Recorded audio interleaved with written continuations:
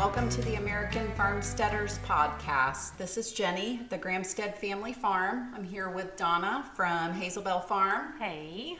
And we are coming to y'all today to talk all about building soil. Yeah, so super important. It's actually something that I am actually working on in my own garden right now. Me too. Well, and I think it's kind of a never-ending process of building soil. Because we're constantly taking stuff out of the soil by growing in it. Right. And if you are not replenishing those things, you are basically just turning your soil into dirt. And dirt has no nutrients. No. So I've got half of my garden that basically needs a lot of help, I think.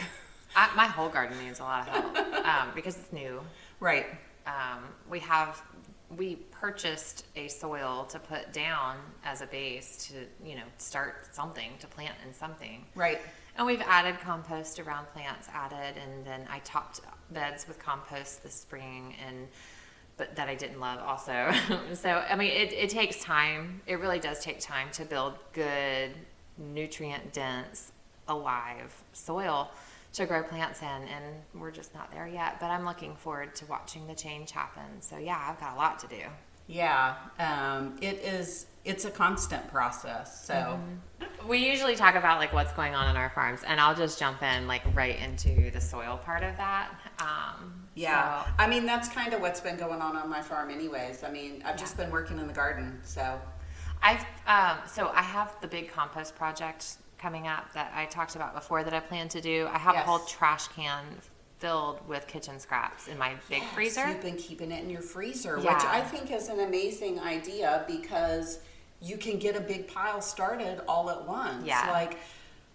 It's really hard to be successful with a big compost pile when you're taking out a little bowl full. When it's your kitchen scraps, yeah. It's hard. It is hard. You need like a big bulk of material to get started with. Right. So I have that as my green, and then I will just fill up a couple of trash cans of leaves and cardboard and wood chips and stuff like that for the brown, and I'll throw in some manure and whatever else, I think we might have some blood from a chicken butcher in the freezer also. Yes. I know I wanted to save some. I can't remember if it got saved or not, or if it got saved and then trashed maybe. That sometimes happens. No, don't throw that out. What is it? It's chicken blood. Can we just talk for a minute about the weird things in the freezer of the homesteader? Yes. I currently have a bobcat skin in my freezer. Okay. Which I really need to pull out and work on. It's been in there for, I don't know, maybe close to 3 years. We have a bear skin. You have a bear skin. Yeah, we do. We have a bear skin. We have like chicken blood, chicken feet, eggshells. Yeah.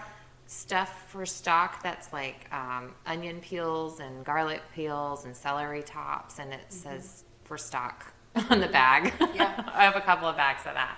So Pig fat. Pig fat, yeah. Pig fat, yep. Always have pig fat in the freezer.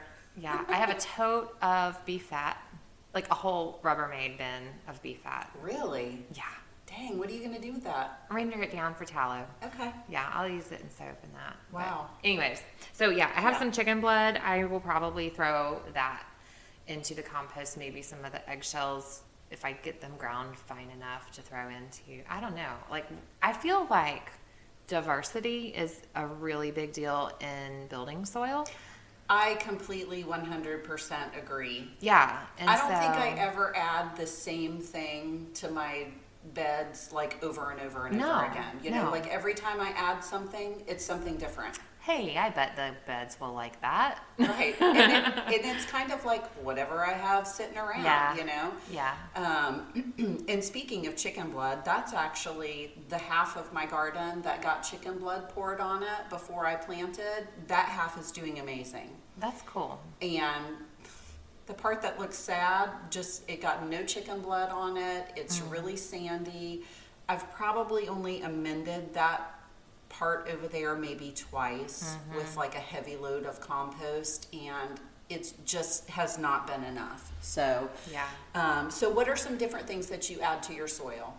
So right to the soil. So this weekend, we talked about maybe possibly keeping a bucket right there in the chicken coop with a shovel. And I did that. And I scooped up some chicken litter. I put water, I filled the bucket topped it off with water, stirred it up, let it sit a couple days, and it got nice and gross and bubbly and smelly. Stinky. Yeah, and I poured it right into my beds, and I poured it I didn't even pour it at the bases of the plants. I just poured it, I mean, yeah, I got there. Right. But I wasn't focused on that. I just poured it right into the bed because I wanted to add good microbial life is my thought right now where we are, because it's pretty dead. Yes. Yeah, because you have to have the good microbial life in there to break down the organic matter. You're basically feeding the microorganisms when you're adding organic matter to your garden. Right.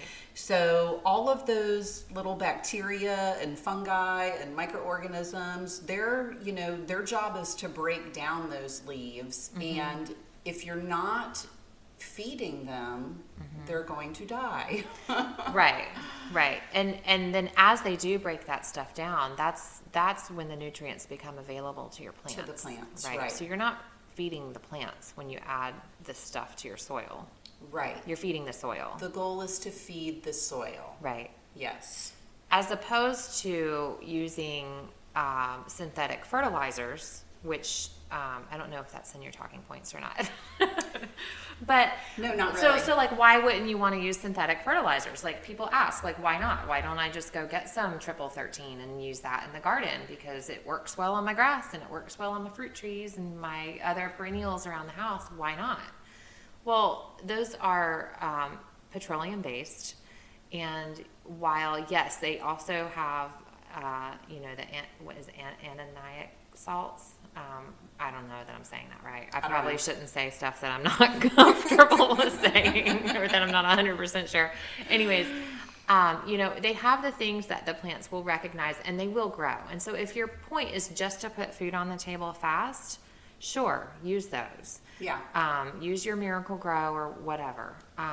But if you're looking at long-term garden beds that you're trying to build up and make forever better and really gain some sustainability. Some sustainability, the most nutrition for your space, that you can provide, not just calories, but like the minerals and the vitamins that come in those plants.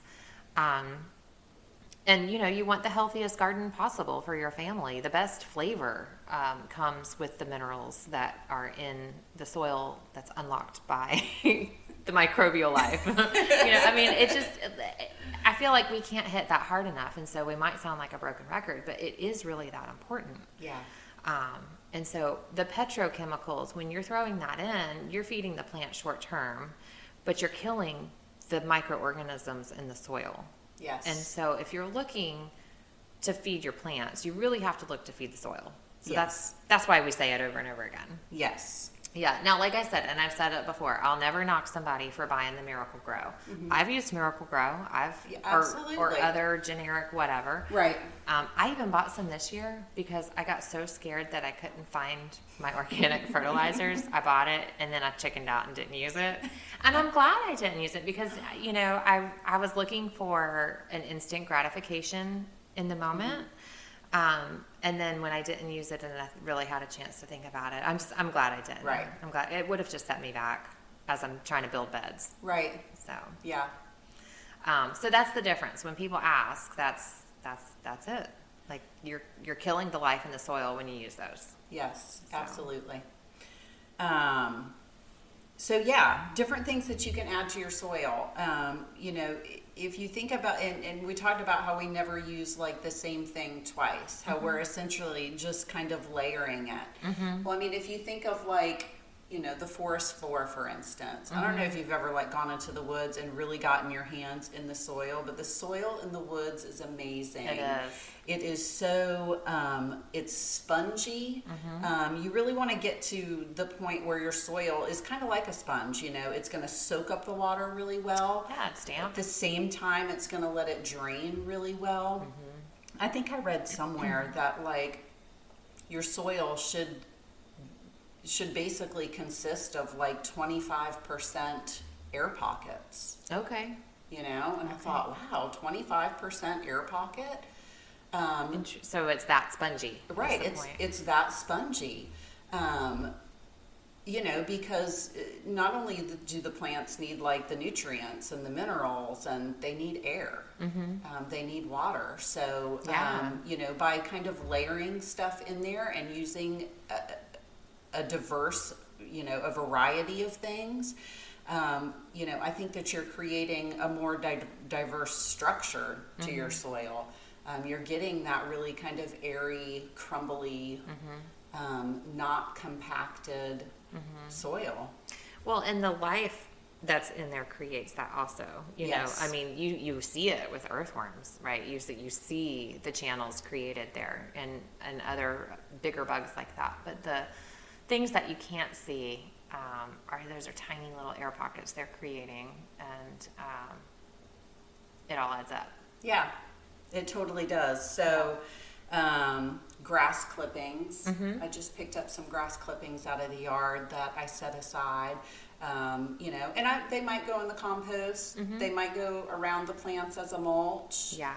I don't know. Coffee grinds. I've never personally put coffee grinds in the garden, but I I have. hear a lot of people talk about it. Yeah, I hear I hear some master garden people who say, well, one in particular who says never put coffee grounds in your garden. Like you'll never. Again, somebody tells me never do it. Right, we're gonna I'm do it. probably gonna do it like as quickly as possible. No, I have. They say you're better off adding your coffee grounds to the compost, and I see the benefit of that, and Yeah. I'll do that too. But I have taken straight coffee grounds, banana peels, water, and a little bit of yogurt, like Okay. active yogurt or Yeah. whey, if I don't, you know, whatever I have on hand. If I have Right. some whey, I'll use whey. And put it in the blender, top that off with water, and pour that in over, particularly some blueberry bushes we had loved it, some rose bushes loved it. Nice. Otherwise, I just use it wherever. Right. And I've not killed anything with it. Right. So I don't see why never do it. Well, I mean, it does have nitrogen in it, but it's not super like crazy high in nitrogen. It can't so be more than the chicken poop I'm putting on there. I think it's only like maybe a 4. I want to say I've heard that Okay. somewhere. Okay. Which chicken poo is much higher, I think. Mm-hmm. So of course you can add soil mix, compost. Those are kind of the normal go-tos. Mulch. Want to know what I'm about to add in mine? What? Worms. Yeah. I was just I'm thinking gonna that the other day. just go buy like bait Buy a worms, bunch of worms. and just throw them in my beds. Let them go. Yeah. I know. I thought the same thing because occasionally I'll see like a worm or two in my soil, but like I don't know, sometimes you see videos and people reach into their soil and like they They're have like full a of worms. bunch I of know. worms. I don't have a bunch of worms like that. I'm not there yet. I don't. The beds that we've put in first, like the very first bed, I was digging in a few weeks ago, and I found a worm, and I got so over the top excited about it because I found a worm. But like the more recent beds don't have any at all, and so and the worms will come to wherever there is something for them to eat. So where there is matter for them to break down, they will naturally come to. So I don't have that built up yet. I don't know. I guess maybe like when I add the worms, maybe also add some leaf litter. Yes. I'm not really sure what I'm going to do there, but Yeah, well, I I am mean- going to try to put worms in. Yeah, I would definitely make sure you're adding some kind of litter for them to work into the soil Yeah. and nibble on and I mean, there is compost, and the old plants that we have grown and I've pulled out, I chopped off at the base of the stalk, like at the top of the soil that's there. And so those roots that are in there are rotting. And so, I mean, there is Yeah. stuff for them. I don't think they'll just leave Right. or die. yeah. But, Well, and that's another important way that you can build your soil Yeah. is by not yanking your plants completely out and pulling out all of that root system. right. You know, if you can cut it at the root and leave those roots in there. I know like several of the plants that you hear of that are like nitrogen fixers.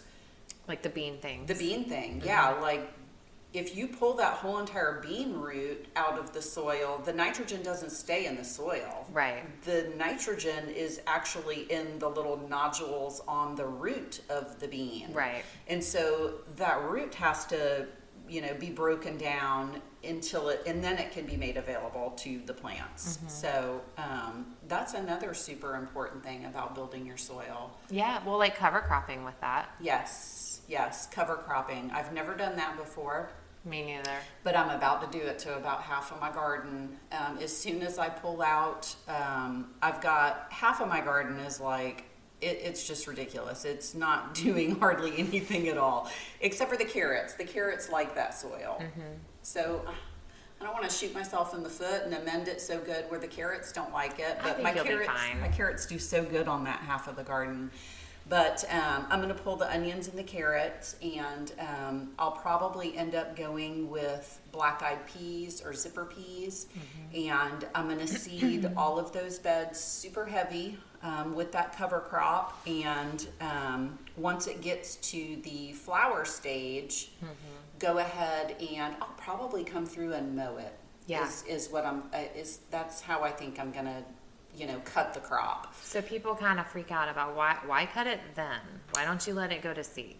Well, with the beans in particular, I'm going to cut it at the flower stage, so I'm not chopping and dropping a bunch of bean seed Right. So into where I want to grow my brassicas in the winter. Yeah. So before the plant fruits, the energy is still locked down in the rest of the plant and the roots and all of that. And so once it fruits, the bulk of its energy is in the seed and fruit. Yes. So you want to get it at just the right time, so that you're adding it back to the soil. Right. Otherwise, those beans will take forever, and they'll reseed. You'll reseed Right. your beds. I'll reseed my beds. Next spring, we'll have a ton of black-eyed peas. Yeah. So that's another reason.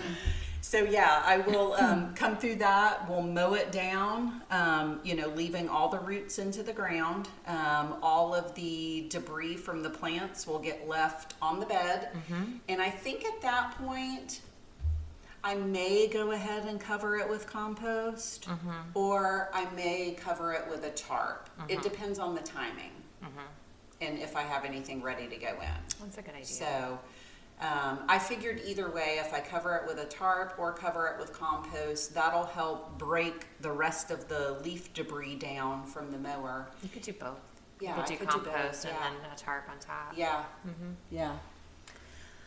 I also add, I do like chop and drop with the bigger, broader leaf things, like your brassicas, or comfrey. Trying to think what else I have that I might use that for. Just any kind of leaves that are still green, I drop them down, and they mulch, like they cover the ground, so Yes. the weed seeds that fall in there or get dropped in there by birds or whatever don't get to germinate.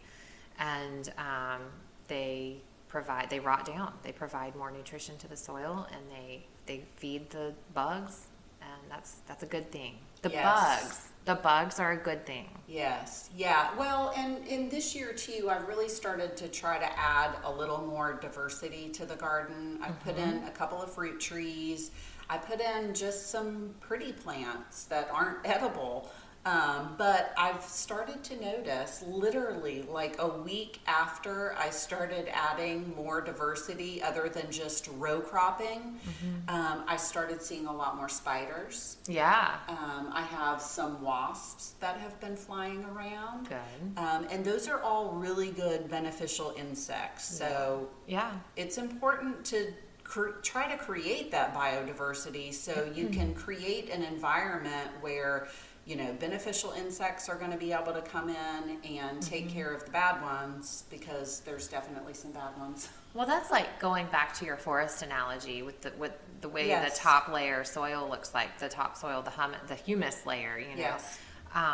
You don't find monocropping anywhere in nature. No. You just don't. I mean, you go to the forest and you've got this kind of tree and that kind of tree and that kind of tree, and they all live together, and then you've got an understory kind of an area that grows, and then even a creepy crawly area that grows, ground cover stuff that grows. And, Right. And certain trees are going to drop their leaves at different times. Yeah. And the same thing isn't always going down. Right. And so, when the bugs attack your row of tomatoes, when the bad bugs, we're Yeah. talking about good bugs, but when the bad bugs attack your row of tomatoes and they just hit one after the next and keep on going down and eating up all the tomatoes, like that doesn't happen in nature, because where tomatoes are native, they might catch a tomato, Right. a plant, and then they're done. Yeah. There's not another one for them to move on to. Yeah, I heard somebody say once, like the more diversity you can put into your garden, the more confused the bugs are going to be. Right. Because they don't have a whole entire row to just chow down on. Right. So like when you're looking for companion planting ideas, like that would be the reason. They Yeah. support each other, but they also confuse the bugs. Yeah. Yep. So let's see here. Mulch. Okay, we left off at mulch, something we can add to the garden. So I heavily mulched my garden this year in the walkways, and I love it. Although I will kind of put this disclaimer out there, when you're mulching your garden, I think you've got to be careful with the mulch too, though, not to get too much mulch in your bed. Right. When you're buying compost to put into your garden, you definitely want to make sure it's not super woody. Yeah. Because all of that carbon, which all of that wood, it's basically just carbon. Right. It takes a long time to break down. Yeah. And you can really tie up some of your nutrients. Right. It keeps the nitrogen from being accessed, being used up. Right. If you do happen to get a load, like a lot of people are buying it by the truckload because Yeah. they want to fill a raised bed. Yeah. And I get that. I've done that a lot. So if you do that and you find that your soil is too chippy, too woody, you can sift it and sift out the bigger chunks. Just create a little sifter with some hardware cloth. Yeah. And, throw throw the wood aside. Yeah. Use it to mulch your pathways maybe. Put it in the walkways. Yeah. Or throw it aside and let it compost down Let further. it break down. Yep. It takes time. But It takes time. it does, though. I mean, a good, decent garden takes, I have found, and I've built several gardens at this point because we don't know how to stop moving. But the third year garden is it, like beyond the third year and beyond. Like it's not until the third year that you really have good soil, good quality soil. If you've worked at it for 3 years to add the life, to add the diversity, to stop with the chemicals. Yeah. Between the fertilizers and the pest control, stop with that stuff. You're going to have a good, healthy soil, but it takes 3 years. So, like in our microwave world, You're right. we're just not used to that. It's definitely not fast food. No. We are on the slow food movement for sure. For sure. We're talking about like your garden beds. Yeah. If you're container gardening and you're buying a good bagged soil, then you're not going to have to wait. You can have your instant gratification. Yeah. I tell you another thing that I'm going to start doing, and I made a couple new areas in my garden this week. I made an actual composting area that my chickens cannot access, or my dogs. That way they're not destroying it and digging it up and eating all the stuff. I've had that problem. in the Yeah, I know, past, that's tough. So, I mean, you have to make your compost pile inaccessible to all the critters, which is kind of impossible, I think. But, so I made a compost area, and then I had this other big area where I had just been throwing weeds into this big giant pile, and it was in between 2 rows. And the pile had gotten pretty big and pretty dry, so I burned it. And once I get all of those weeds burnt around that area, I am going to make myself a little biochar pit. Cool. And so for you folks that haven't heard of biochar, you're basically just burning down sticks. You can do it with weeds too. Some people burn their weeds to use to feed back into the garden, which I think is kind of cool, because essentially the weeds are pulling nutrients out of your soil. It's everything the plant needs to grow. Right. It's there. So the weeds have all that in them. And so why not burn them? Or Yeah. one of our favorite YouTubers makes a compost tea out of his weeds. Yeah. Um, Yeah, I was going to say that And too. it all just makes sense. I mean, they're pulling it out of the soil, so why not use it to put it back in the soil? So biochar basically is just burning wood. And once the fire gets going, you smother the fire. Before it's all ashes. Yes, Yeah. before it's all ashes, and let it smolder. And at that point, you've basically made charcoal. Right. Which, if you think about like the structure of charcoal, it has all kinds of crevices and holes. All the little nooks and crannies. All the little nooks and crannies. And so it has the ability to hold on to moisture and hold on to nutrients and kind of release that slowly over time to your soil. Right. So I made a biochar area in my garden. Nice. So I'm going to start maybe trying to play around with small batches. Yeah. And then once I get it made, soak it in fish emulsion. I was going to say chicken litter. Yeah, Water. you could. What, both. You know. could. You Yeah, could diversity. Yeah. Soak it. Right. That way you're putting some nutrients in it other than what it already has, and add that to the garden so it can kind of be a slow release Exactly. fertilizer. So Awesome. that's one of my new projects. I keep for talking building about soil. doing exactly the same thing, and I just haven't done it. I know. I mean, we've burned stuff. I've added ashes, not to these beds that Yeah. we have right now, but yeah, I need to. Yeah, I just cleaned out our charcoal grill a couple days ago and got all the ashes out of the bottom of the grill and put it in the compost pile. Good idea. So, it was there, and I was cutting these onion tops off of my onions that I had on my back porch, which is right beside my grill. And as I was cutting the onion tops, I was like, oh wow, these would be really great for mulch or to put in the compost. And as I was standing there, I just noticed the grill, and I'm like, oh, I bet you there's ashes in there. Sure enough, there was. Great. So biochar, you can buy biochar by the bag, already pre-made. I looked it up on Amazon. You can have it delivered right to your door. Do you remember the price on it? No, I don't. There's a lot of different brands. Yeah. So you wonder, like, There's a range. is it one of those Is it things real? where you get what you pay for? Right. I'm usually like the average middle girl Yeah. on those kinds of things. But Yeah, me too. You don't want to go the cheapest, but is the most I really expensive need that? really worth it? Yeah. Yeah. So that covers biochar and ashes. And of course, aged manure you can add to your garden. Right. So there's a question about how aged and what kind. Yeah, there is that big question. And I mean, I've been adding a lot of manure to my garden, and honestly, it doesn't really sit for a very, very, very long time. I mean, I feel like my cow manure, it dries out really, really quickly, and I don't know, I kind of feel like it's ready to go on there. Yeah. So we don't use our cow manure because we do bring in hay, and I'm sure that those hay fields have been sprayed. So we just we don't. Yeah. I have poisoned an entire garden before. Yes. And There is that risk. Yeah. And I always we have friends that say, well, can I come get some of your cow manure? Well, yeah, you can, but just know. I'm going to tell you, you can destroy your whole garden for like 2 or 3 years. Yeah. It's horrible. I Thankfully, know, when and I did I it, still it was the do year it. we were moving anyways. Well, I mean, you can use it and compost it, and then like run a test batch with something fast growing like beans is a good thing Right. to do.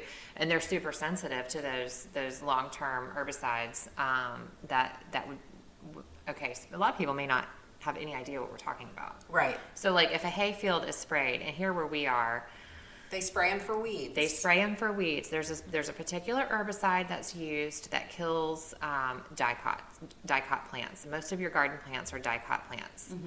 But the monocot things are safe. So that's the grasses, that's the grain things, the corn and that. So the grass hay that is grown to be sold is sprayed with this stuff. Well, it's a long-term persistent herbicide. So it stays on the hay. We feed it to our animals. I don't know that we're using that. I don't have a way to ask the supplier because we buy it from a middle person at the Right. feed store.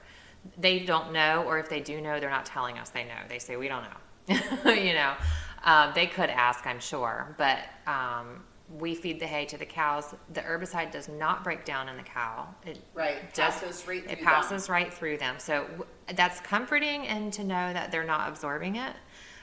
It is discomforting to know that, well, then I can't use that manure because it's still in the manure. Even if it wasn't, even if it was just in the hay laying on the ground and I composted that, it doesn't break down through composting either. So Right. it takes a good, they say at least 3 years, at That's least. what I've heard, 2 Yeah. to 3 years Yeah. at least. And then you can grow some things in it, like grass-based things, or sunflowers are supposed to be real good to try and draw up some of that Okay. that herbicide out of the compost. But I don't want to have to do that. No. I don't want to have to wait 3 years to use my garden again. Yeah. You know, or I can only grow corn and sunflowers. I don't want to. Right. I don't even want to take the risk because I've seen it happen. It's nasty stuff. The plants all, the seeds germinate beautifully. They look great, and then they get to be like 6 to 8 inches tall, and they just Shrivel curl up. up and look totally gnarly and gross. Yeah. And so, anyways, all that to say, like, you can use those manures, but test it out for sure. I don't even bother right now. Yeah, I mean, I use it sparingly in my garden. I always, when I do buy hay, and I don't buy a ton of hay.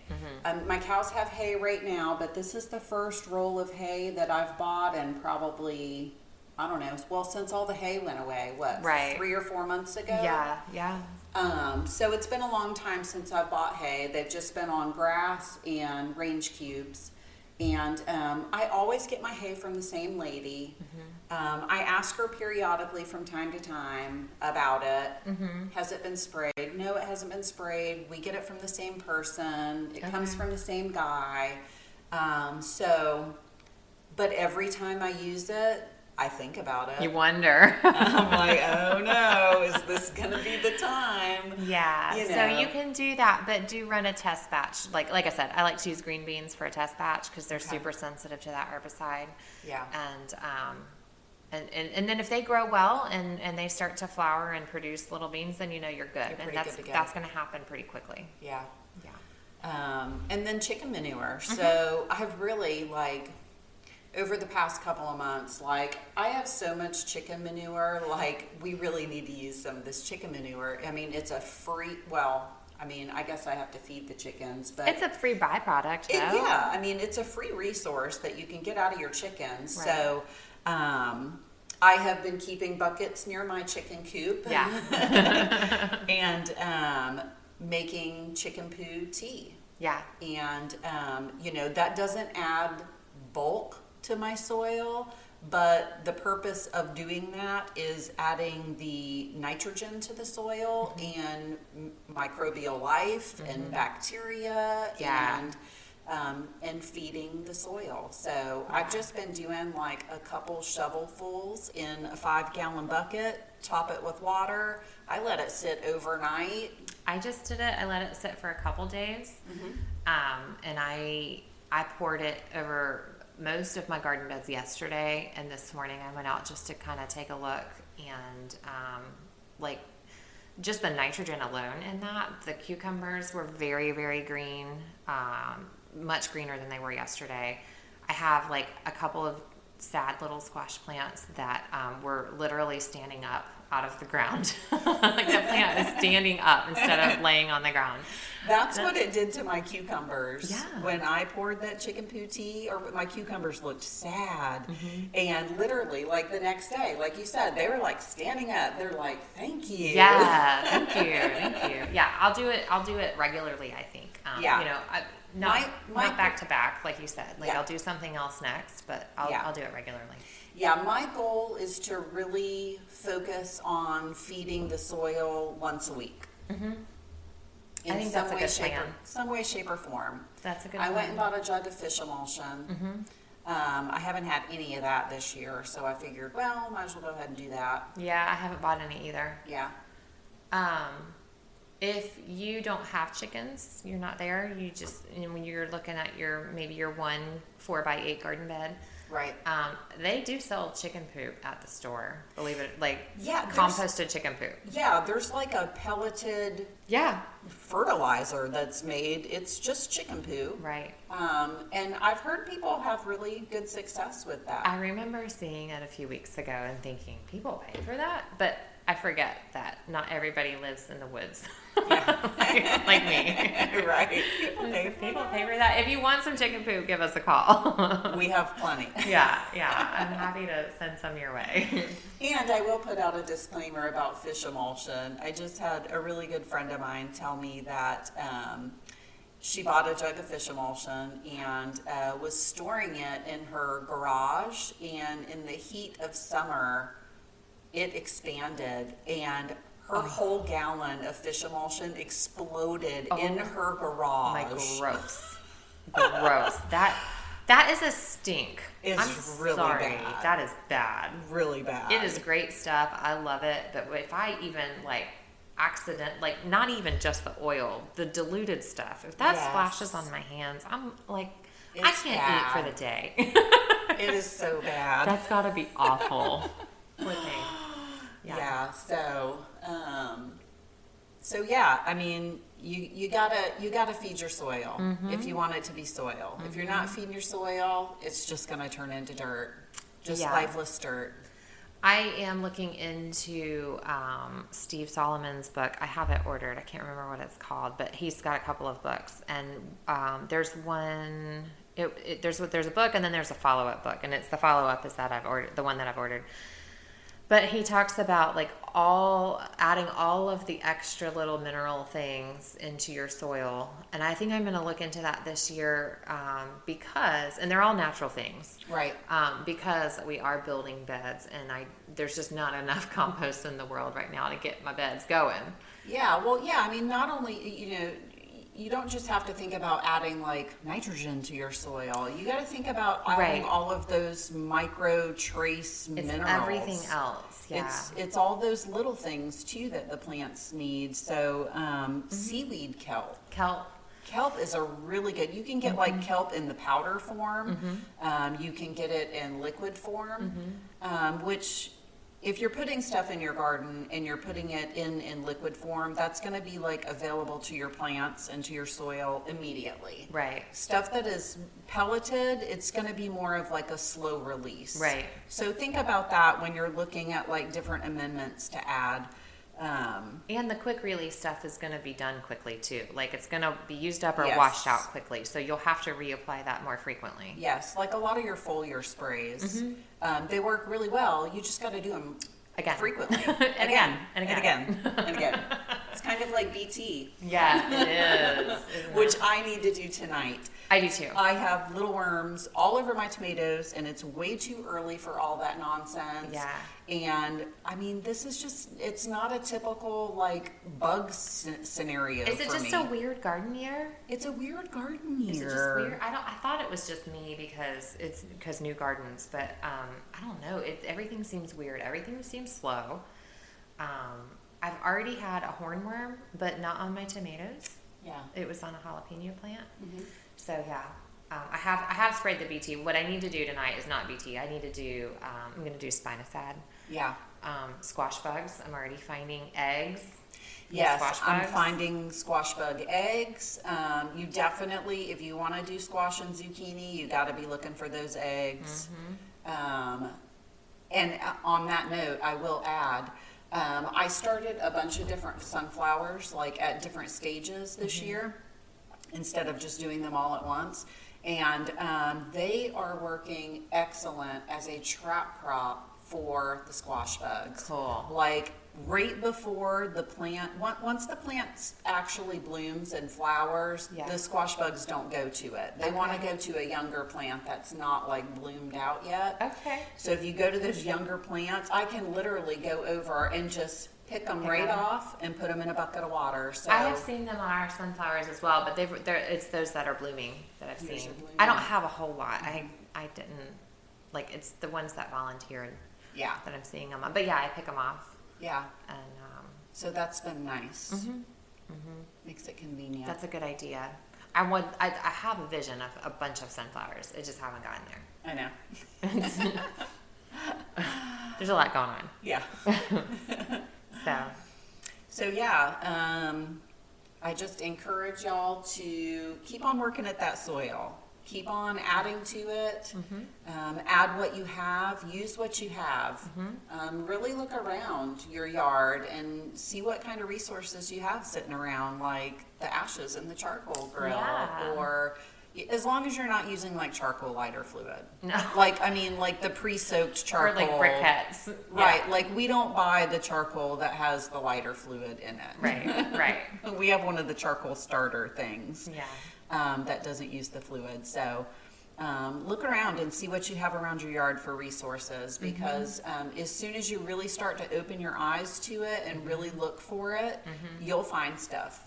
Yeah, we're scraping off a little bit of muck out of we have like this wet area of our property, and we're scraping back the top layer of that mucky area to add to our garden beds. Yeah. Because the stuff that grows over there is really green.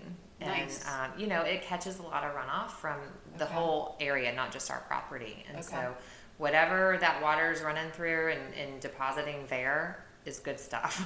Nice. Because everything's real green. So yeah, we're going to take some of that up and add that to our beds. And I'm going to do some soaked alfalfa pellets Yeah, I've heard of that too. because I have them Okay.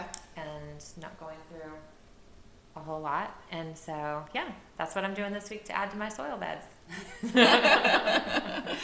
Yeah, so we're going to keep working on our soil. Y'all keep on working on your soil, and I promise you will end up growing some stuff. Yeah, you'll be happy. Yep. All right. So we'll talk about it again next week. Same time, same place. Yep, sounds good. Bye. Bye.